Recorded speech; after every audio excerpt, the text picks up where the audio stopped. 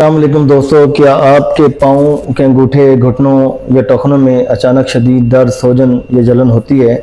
क्या आपका uric acid भी बढ़ा हुआ है? तो आइए हम इस पर डिस्कस करते हैं। कुछ लोग कहते हैं कि सिर्फ चंद ग़िज़ाएँ यूरिक एसिड को 40% तक कम कर देती हैं। ये अक्सर औक़ात में लोगों के बयान सुनता रहता हूँ। हकीकत यह है कि कोई एक ग़िज़ा या मशरूब हर शख्स में 40% यूरिक एसिड कम करने की ज़मानत नहीं देता। अलबत्ता साइंसी तहकीक के मुताबिक चंद ग़िज़ाएँ और मशरूबात यूरिक एसिड को कम करने और गाउट के हमले के ख़तरे को कम करने में मददगार साबित हो सकते हैं, ख़ास तौर पर जब इन्हें सेहतमंद तर्ज ज़िंदगी के साथ इस्तेमाल किया जाए। आइए जानते हैं वो 4 बेहतरीन मशरूब कौन से हैं, वो बेहतरीन ग़िज़ाएँ कौन सी हैं। Number 1, cherry. चेरी ख़ास तौर पर ताकतवर है, इसमें एंटीऑक्सीडेंट भरपूर पाए जाते हैं। तहकीक से मालूम हुआ कि चेरी के इस्तेमाल से यूरिक एसिड कमी आती है, गाउट में कमी आती है और अर्थराइटिस जैसी बीमारी में आपको अफाका मिलता है। अगर ताज़ा चेरी दस्तयाब ना हो तो बग़ैर चीनी वाला टार्ड चेरी जो है जूस भी आप एक बेहतर इंतखाब कर सकते हैं, नेचुरल जूस की बात करें। अच्छा, उसके साथ साथ नंबर 2 पे जो बेहतरीन ग़िज़ा है वो चिकनाई रिमूव करके, फैट्स रिमूव करके दूध है और दही है, इसको भरपूर इस्तेमाल करें।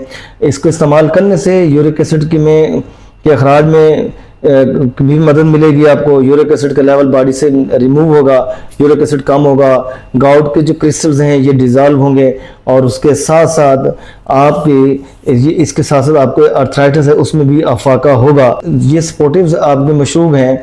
आप उसके साथ साथ विटामिन सी की जितने फ्रूट्स हैं, लेमन है, ऑरेंज है, जो जितनी भी इस फैमिली से रिलेटेड विटामिन सी से जो फ्रूट्स हैं और वो आपने सारे इस्तेमाल करने हैं। उसके साथ अमरूद है, कीवी है, शिमला मिर्च है और संतरा माल्टा जिसमें मैंने आपको बता दी, इनको इस्तेमाल करने से भी विटामिन आपका जो है यूरिक एसिड कम होता है, गाउट जो है उसमें अफाका होता है, गाउट के क्रिस्टल्स डिज़ॉल्व होते हैं। याद रखें, विटामिन सी सप्लीमेंट अगर आप इस लेंगे नेचुरल फूड्स हट के तो डॉक्टर के मशवरे से इस्तेमाल करें।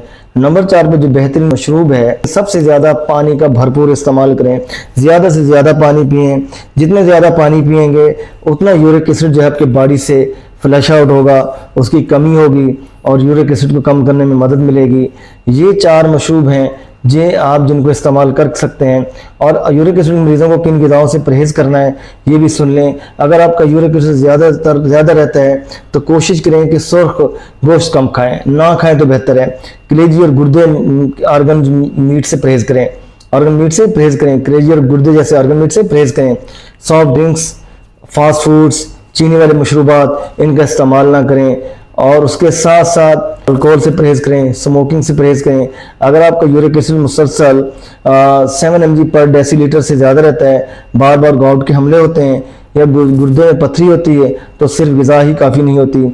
ऐसी सूरत में डॉक्टर्स की तजवीज़ करदा, डॉक्टर के मशवरे के मुताबिक, डॉक्टर से मशवरा करके जैसे दवाएँ हैं, एलोप्यूरिनॉल है, इसको इस्तेमाल किया जा सकता है।